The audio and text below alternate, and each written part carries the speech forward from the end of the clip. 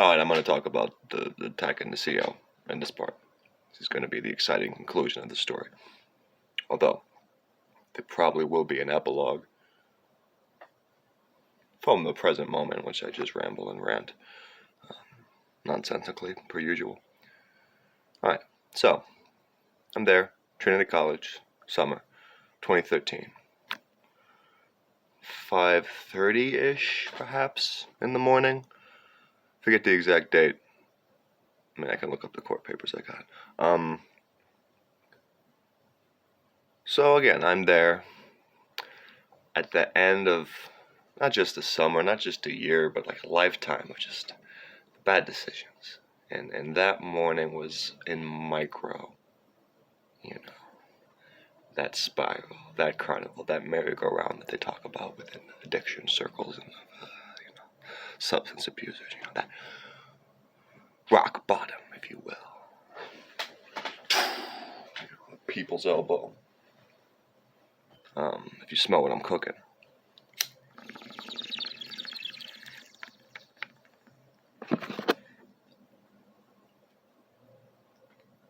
But I'm there. Too old really to keep taking acid, but I'm there at the tail end after an acid trip, and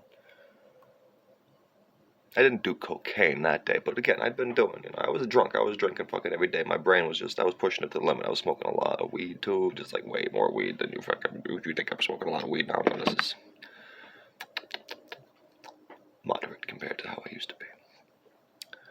So, I smoked some weed that definitely had, like, tainted with PCP, so that, of course, exacerbates, even if you just smoke weed at the end of an acid trip, it kind of, like, brings it up a little bit. But no, I know what that up felt like, but I instead was getting up, down, sideways, round, over, corners, square and round. But I was out in the yard, trying to fly like a bird, So, but I think to myself, though, I described the last part, where I was mentally. But I said, Will, you're not in some this isn't like you running off to the woods, you doing whatever reckless thing you're about to do, you choosing not to go and pass out at work.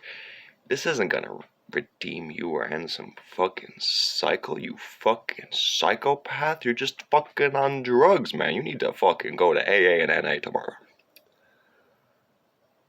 But then I said, but what if? But what if these thoughts, which clearly seem delusional, what if they're right? And then, I had literally a kaleidoscopic vision of, and it's hard to describe this, of my life leading up to that moment. I, throughout the next hour or so, would see fragments of moments that had yet to come, and that in the almost decade since then have actually occurred. Have occurred, like not just like, like old deja vu all over again, not just like a misfiring of the synapses. No. I felt some order of things. And I'm not talking God or Jesus or some prophet Messiah thing. No, I'm talking the secret fate of the universe. Time is a flat circle. When you see it from above, from the perspective of really infinity. We, of course, see it as some sort of linear totality when it's... The great Stephen Hawking posed the question, the arrow of time moves forward. Why can't it move backward? Isn't that what storytelling is? Isn't that cinema? Music? So I take a chance and I say, fuck it, yeah, hell yeah. And I'm listening to Queens of the Stone Age too. Now, mind you, at this point, I'd thrown my headphones away. So I didn't have my music on me, but in my head, because I listened to the Queens of the Stone Age like Clockwork album so many goddamn times, like Clockwork, the songs were still playing in my head. And there's one song called I Appear Missing that is, if you watch the music video for it, you listen to the things, it's literally about a dude falling, being in a hospital gown, it's... The story Josh says is that he had like a leg injury that went wrong and like he died on the operating table. No, this guy's a drug addict and he fucking had an overdose and fucking was probably dying, and had these visions which is why Like Clockwork spoke so much to me at the time, and why it's just a great album in general, no matter what you want to say about Josh Homme as a person. He's got demons. Bruises and hickeys, stitches and scars. Got my own theme music, plays wherever I are, So my theme music was playing in my head. And if you know the Trinity campus, I'm there at the, the big quad, and I'm just running, screaming. People were telling me, even the campus safety officers later were like, "Oh my fucking dude, we were worried about you, man. We heard people reported," and I was like, "Oh shit, I'm not even supposed to, I'm working on campus. I'm kind of a pillar of the community, but it's a pillar made of salt. I'm not supposed to be there." I had a lot of baggage and a lot of demons and a lot of skeletons I'd been running from, and that's what I was running from right there, really, ultimately, now I'm thinking about it. So I went across Summit Street, and I think I remember the exact spot. It's like, honestly, at the highest part of Summit Street. So this is like, honestly, this is the highest part, the highest ground level in the entire greater Hartford area, I believe, of Hartford. Yes. Yeah, I know, because Trinity College is like, we're at the highest level, fucking Ivy Tower shit. So yeah, there I am, probably, drawn to the highest point of my life, my brother. And I remember squeezing through a fence. It's easy to do because I have my shirt up at the top and I'm just wearing fucking boxers or something. I don't know. They gave me a robe at some point. But then I remembered, again, having prophetic visions and going well, if you follow through with what's going to happen right now, I don't know what exactly it is, but it's going to lead to you getting arrested. It's going to lead to you having a record. It's going to lead to a lot of baggage. Are you willing to accept this fate?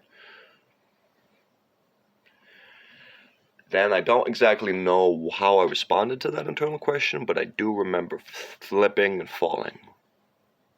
Can't get up. Back on my feet so I can tear shit up. So I fall. Again, it's probably over 75 feet. More. Maybe 100. Not 100. I don't have a good sense of scale. But, Zion Street. Zion Street, that little playground, all the fields. Summit Street, Trinity College. So I'm fall. Thankfully. Now, if I wasn't on all these drugs and fucking PCP and fucking all this fucking shit that I think was in my system, I could have died. But they say when you have that shit running, you can fucking take a bullet and be okay. So I should have died there, but by the grace of being fucked up, again, if I wasn't so fucked up, would I have been to begin with? No. It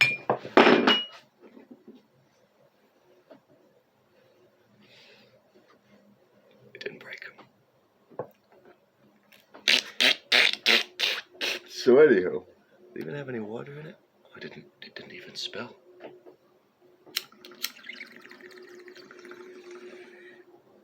A little bit of the weed fell out though. Easy come, easy go. So anywho, I fall, land in a tree. I still have, you see this, the gouge is deep, that's from 2013. Still have scars. Because I fell so fucking hard into a goddamn fucking tree. And then fell again out of that tree. Boom. Rock bottom. Hit the ground. And there I am, dying. I know I'm dying. I can feel it in my goddamn bones. And I'm in such a fucked up, depraved state. And again, was this maybe lingering suicidal ideations from back in the day? Yes.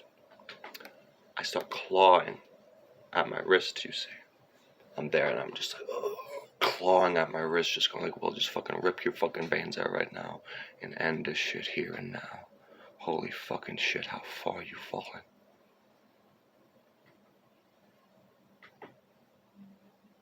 I appear missing shine. No. I have a family, I have friends, I have my father and my mother, and I'll be damned if I die before them and leave them that grief when they've already had a lifetime of grief. Don't I know it?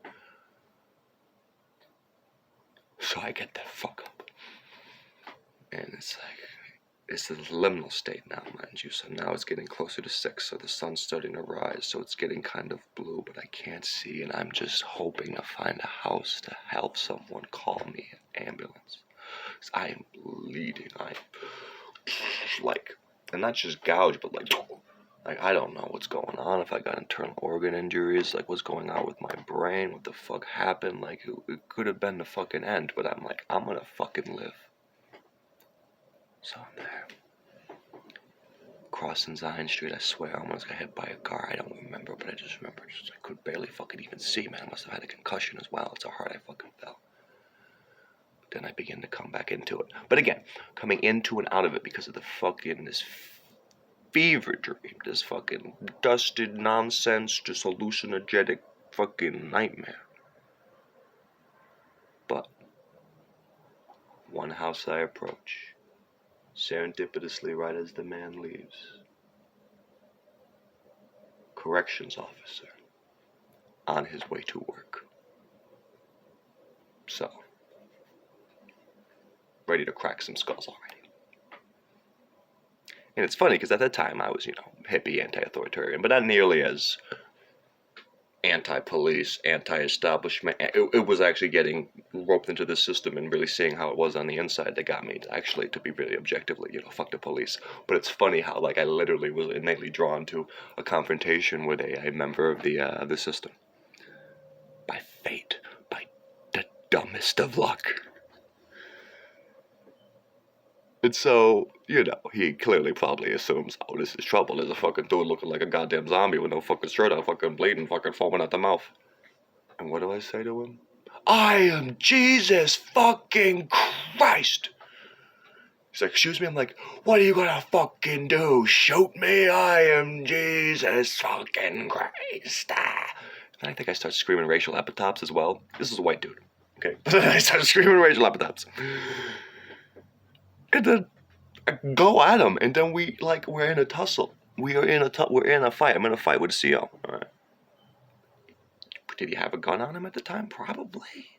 Yeah. Why not? Why wouldn't he have? I mean, I can't bring him in there, obviously, but I don't know. So at one point he's like, got me on the ground. And I fucking claw him, man. First blood, mingling with my own and some crazy fucking, it's like a fucking goddamn Evil Dead. So, long story short, I come to. And I remember being surrounded because guy was a member of the system. So when a member of the system of the police state is hurt, trust me, the people who show up, it's immense. They have to send a message and decide if this person is, they didn't know maybe if I was targeting. I thought initially maybe I was targeting him. Because they're like, corrections officer? Like they thought like, oh, was he in prison before and was this vengeance? No. My public defender spent it as if I was just drunk. But I was like, can you marry that PCP? She was like, shut the fuck up. They're going to put you into so many goddamn programs. So, 10 cops surrounding me. Lights flashing. This sun almost is about to rise. And I'm not making this up. I'm not making this up. I wish I was. One cop looks at me and goes, he sees everything and he goes, what the hell happened to you to bring you here right now? That's a deep question. I look up at the man and I go, it's a funny story. You wouldn't believe me if I told you. He, with a wry smile on his face, because I'm charismatic even at my worst, he says, oh yeah? Try me. I turn to the man next to him and I go, you gotta tell this guy. It's a funny story. He wouldn't believe me if I told him. Without missing a beat, this cop goes, oh yeah? Try me. I go to the third cop, I say, you gotta tell this guy that it's a funny story. He wouldn't believe me if I told him. Try me. I work the entire circle with this joke before they get me into the fucking ambulance.